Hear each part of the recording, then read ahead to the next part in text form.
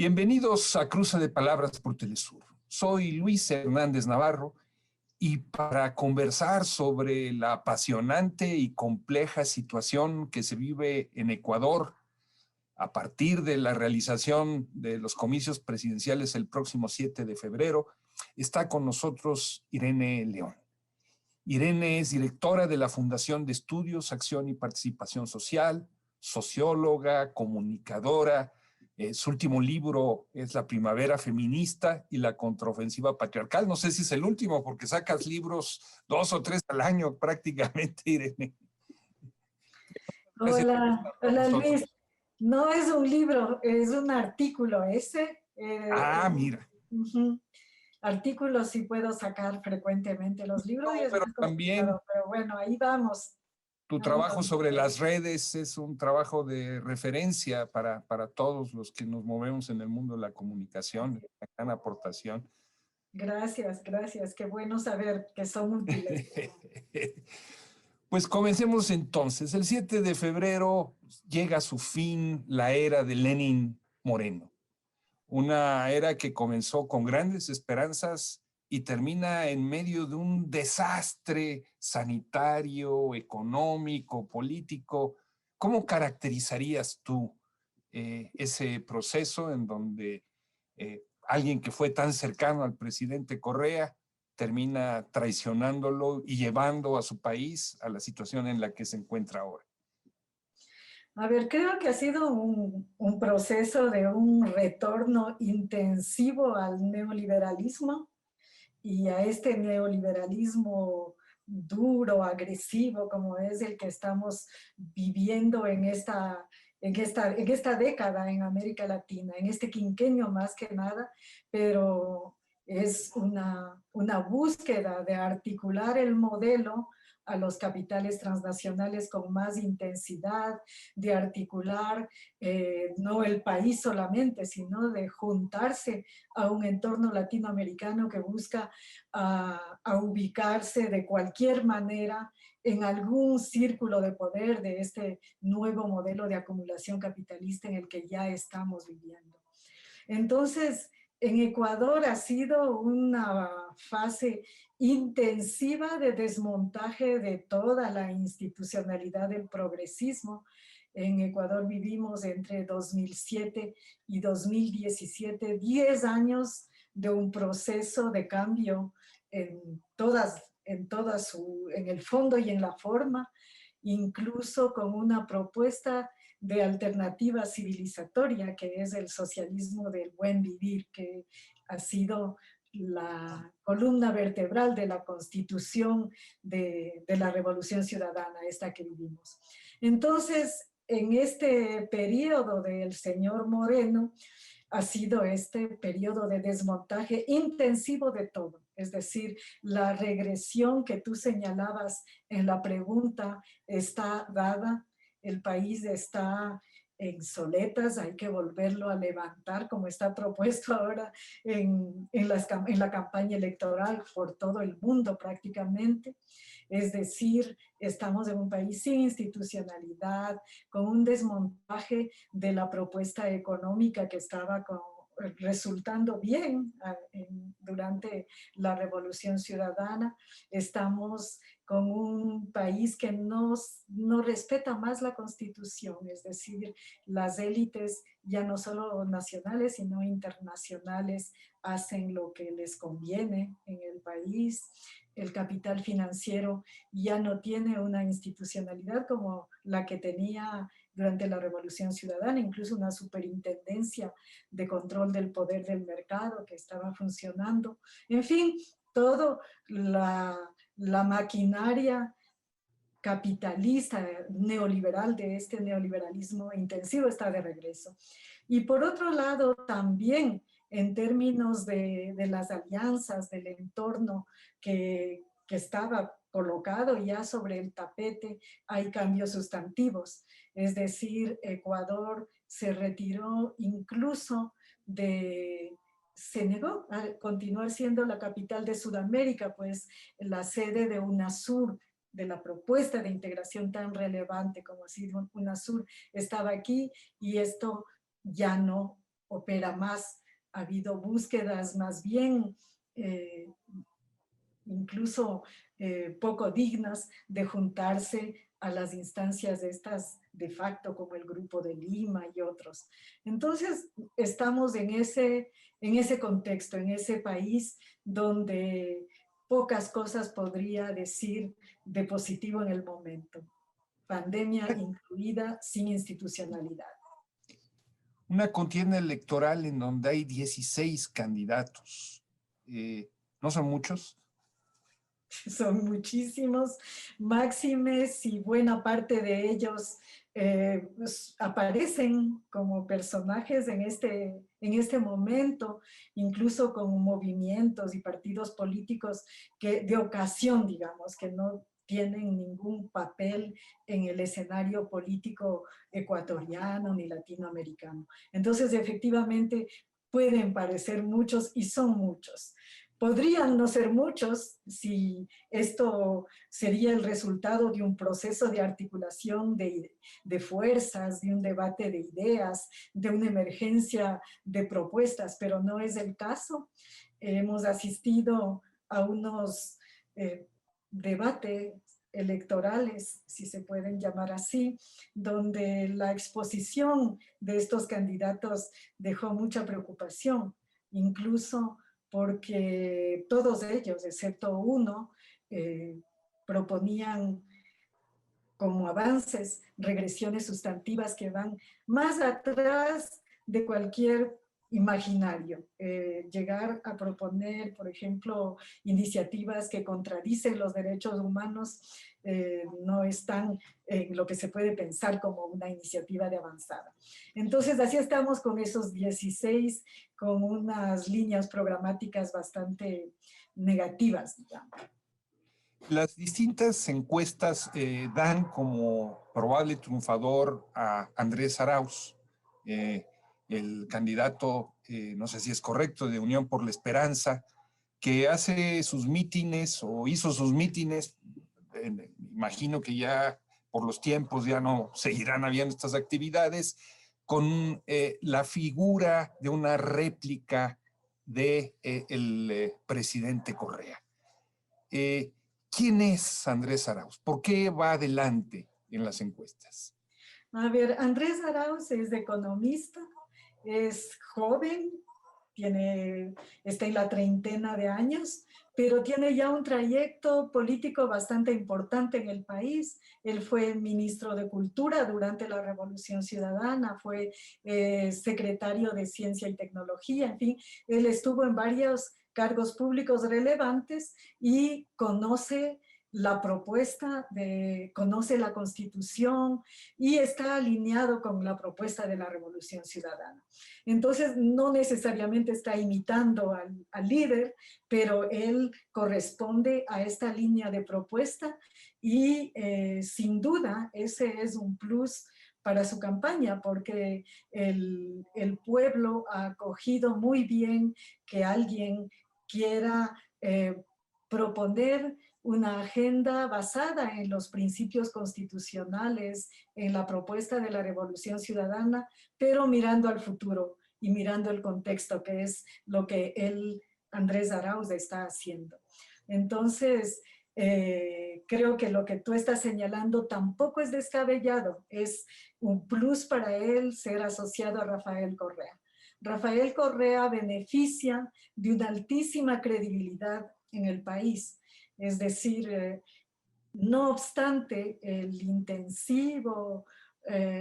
la intensiva censura, porque ahora incluso se censuró nombrar a Rafael Correa en la campaña, pero incluso luego de todos estos años de judicialización, no solo de la participación política, de los derechos políticos, sino hasta de la persona, aquí se constata que su mensaje, su presencia en el pueblo está muy presente y claro, Andrés Arauz beneficia, digamos, de esta herencia política. Las encuestas ubican en segundo lugar a Guillermo Lasso, ¿no? Un personaje conservador. ¿Qué tipo de conservadurismo es el que él promueve? ¿Neoliberalismo puro y duro o cuál sería su perfil específico y su diferencia con otros candidatos de esa misma corriente? Él es banquero, tiene sus intereses anclados al sector financiero, pero no solo al sector financiero, digamos a este nuevo entorno del neoliberalismo del que hablaba antes y a una derecha articulada no solo a nivel continental, sino internacional como conocemos. Entonces, no es necesariamente una propuesta nueva la que él está trayendo al escenario, pero está articulado a estos actores de una derecha organizada.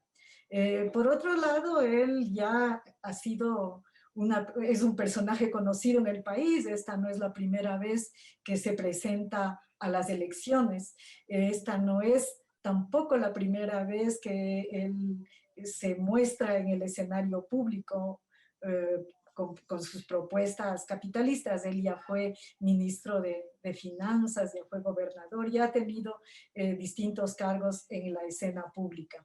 Y en estas últimas elecciones, él beneficia de una alianza con sus antiguos contendores de la derecha.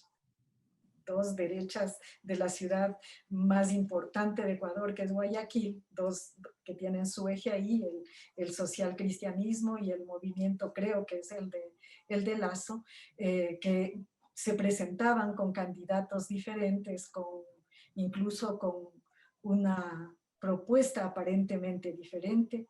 Esta vez están actuando juntos. Entonces, ahí está originalidad. Pero claro, no es una propuesta que difiera de lo que propone este sector del capitalismo, el capital financiero, principalmente en todas partes de América Latina y del mundo. Su propuesta es neoliberalismo puro y duro en este caso. ¿Te parece, Irene, si vamos a una pequeña pausa? Claro, con gusto. No se despeguen de su pantalla, amigos y amigas. Volvemos en muy breves instantes.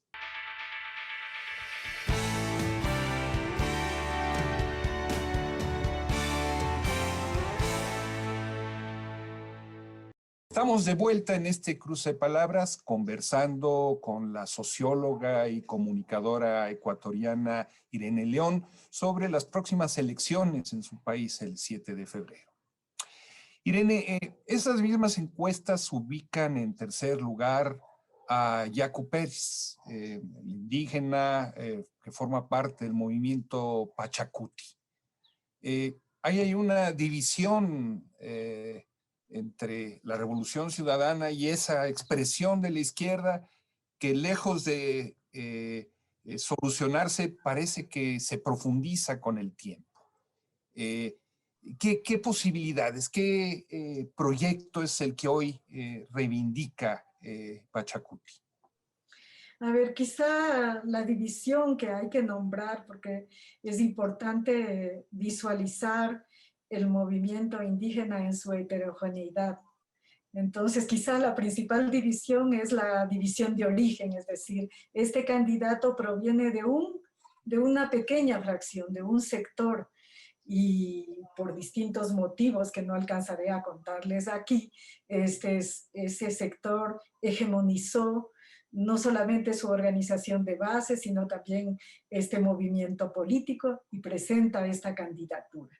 Entonces, es una candidatura que ha sido polémica en el propio movimiento matriz y en las propias organizaciones matrices. Entonces, desgraciadamente, la división principal viene de ahí, que es una que no quisiéramos que exista, que no quisiéramos nombrar, pero está ahí. Entonces, este candidato corresponde a un sector con una propuesta neoliberal, como él mismo ya lo ha expresado en el debate presidencial, haciendo un llamado a trabajar de la mano de las instituciones financieras internacionales, a una agenda anclada en una propuesta, sin insistir, con una propuesta económica que no cambiaría en beneficio del pueblo y menos aún de los pueblos indígenas y del mundo rural. Es decir, es una retórica distinta a la que el movimiento que auspicia su candidatura ha exhibido. Y ahí viene el principal problema.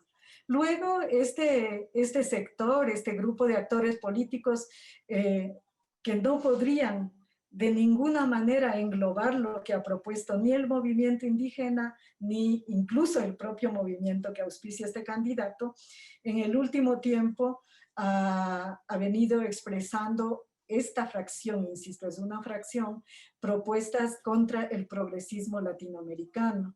De hecho, por ejemplo, este propio candidato no solo que ha repudiado la presencia de Evo Morales, no solo que ha tenido ese tipo de pronunciamientos, sino que incluso en el 2019, cuando varios actores del movimiento indígena protagonizaron una insurrección aquí contra el neoliberalismo, el candidato incluso llegó a decir que los dirigentes de su movimiento que han cometido insurrección deberían ser enjuiciados, encarcelados. Entonces estamos hablando de una propuesta más bien, y es una propuesta que proviene de esta fracción y que es asociada no solo al modelo neoliberal, sino también a otros actores internacionales que ya han sido conocidos, digamos, como injerencistas en nuestros países. Eso es lo que sucede. Este candidato, creo que para hacer un poquito de análisis, llega al tercer lugar y desde muchos análisis es considerado como el plan B de la Embajada de Estados Unidos, que está muy involucrada en las elecciones de nuestros países. Entonces hay que mirar con mucha atención lo que viene de ese actor y de esos sectores. Y de ninguna manera uniformizar el criterio a un movimiento que es mucho más amplio que eso. Acabas de mencionar a la Embajada de Estados Unidos. Han habido en los últimos días denuncias de una abierta injerencia estadounidense en el proceso electoral en contra de Andrés Arauz. ¿Qué evidencias hay de que esa injerencia está ahí actuando en forma en contra de un candidato? Hay documentos, pruebas, ha habido artículos muy recientemente que hacen vínculos entre distintos hechos, fechas, en fin, esto es conocido también, no es la primera vez que sucede ni en este país ni en los demás. Pero sin duda han habido desde el inicio del gobierno del señor Moreno aquí en Ecuador presencias, declaraciones, evidencias que son públicas de esta unión que se ha propiciado últimamente. Entonces, sin duda, en estos últimos días, el presidente Moreno visitó Washington, se reunió con personeros de seguridad de ese país, se reunió con Almagro de la OEA. La OEA está aquí en el país desde el primero, no, desde la semana pasada ya llegó el primer grupo. Entonces, conociendo las acciones y la importancia que tiene para Estados Unidos la concreción del proyecto hemisférico, independientemente del tamaño del país y de la relevancia que un país pueda tener en el escenario hemisférico, cualquier desliz es indeseado y aquí se están notando intentos nacionales de esta otra fuente y de otras fuentes de la derecha internacional. Ahora podemos, luego de que ya se cerraron las encuestas y que Andrés Arauz está de lejos en el primer lugar, podemos pensar en esa victoria, pero también podemos pensar en que sí hay muchas amenazas, amenazas locales. El propio Consejo Nacional Electoral ha cometido distintos errores. Recientemente incluso un vocal del Consejo ha propuesto quitar los derechos políticos a Andrés Arauz en vísperas de las elecciones, y hay disputas internas en la institucionalidad electoral. El Consejo y el Tribunal Contencioso Electoral no se ponen de acuerdo, y así podría ser una larga lista de síntomas de que ya a estas alturas no es solo la candidatura la que molesta, sino el escenario de victoria, esa posibilidad. Entonces, ante eso, se ha llegado a poner en duda la celebración de las elecciones mismas. ¿Qué necesita un candidato para ganar en primera vuelta en Ecuador? ¿Qué porcentaje, qué diferencia? El 40%. ¿Y ves a Andrés Arauz con esa votación, con ese volumen de votación? Andrés Arauz está en hasta más del 39% de intención de voto. Se espera desde varias fuentes que podría fácilmente llegar al 40%. Por eso digo, ahí hay una victoria cantada si estas condiciones institucionales logran concretarse democráticamente. Ese es el desafío del momento en Ecuador, es decir, que permitan que las elecciones se celebren como está pautado, que se eliminen todos los obstáculos que se van poniendo día a día, porque a cada día aparece algún problema de la institucionalidad electoral, y al fin que se reconozcan los resultados electorales de modo limpio. Ese es un reto importantísimo en estas condiciones y en esta situación. ¿La pandemia va a afectar el proceso, va a inhibir la votación? Entiendo que en Ecuador votar es obligatorio. Sí. A ver, la pandemia ha afectado duramente al país, entre otros porque, como lo mencioné anteriormente, desde la llegada del señor Moreno al gobierno, se desinstitucionalizó y se desmanteló toda la institucionalidad pública, es decir, la salud a la cabeza de las que sufrieron golpes. Entonces, la atención a la pandemia ha sido tremenda y difícil. Recientemente la situación de las vacunas, llegaron 2.000 y no llegaron a nadie. 2.000 para un país, es decir, 0.000% para cada uno. Entonces, sí es una situación delicada la que vive el país.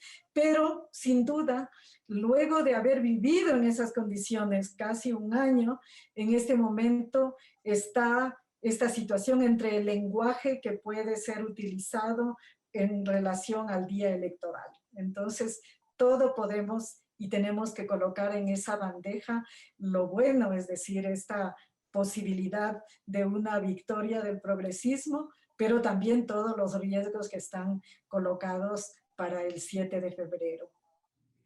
Irene, muchísimas gracias por estar con nosotros el día de hoy aquí en Cruce de Palabras y por dibujarnos tan nítidamente un panorama tan complejo y tan apasionante y tan importante para América Latina.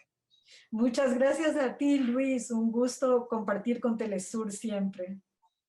Y a ustedes, amigos, amigas, muchas gracias por su amable asistencia. Ya saben, los esperamos la semana que viene aquí por Cruce de Palabras por Telesur. Hasta la próxima.